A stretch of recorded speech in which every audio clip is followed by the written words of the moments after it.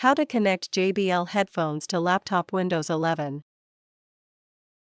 So here's a pair of JBL Bluetooth headphones.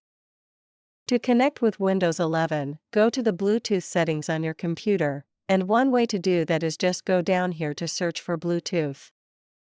First one up here says Bluetooth and other device settings. Let me go ahead and tap on that right there. Make sure that Bluetooth is toggled on right here. Then we're going to go up here to add Bluetooth or other devices, so we're going to tap on that. Here we're going to tap on the first one up here. It says Bluetooth mice, keyboards, pens, or audio and other kinds of Bluetooth device. Click on it. Now it's searching for devices that are in pairing mode that are near me. So now we got to put these JBLs into pairing mode. Press and hold and keep holding till I get a blue blinking light which indicates that it is in pairing mode. Now click on the JBL device on the list, it will set it automatically. That's it. Thanks for watching.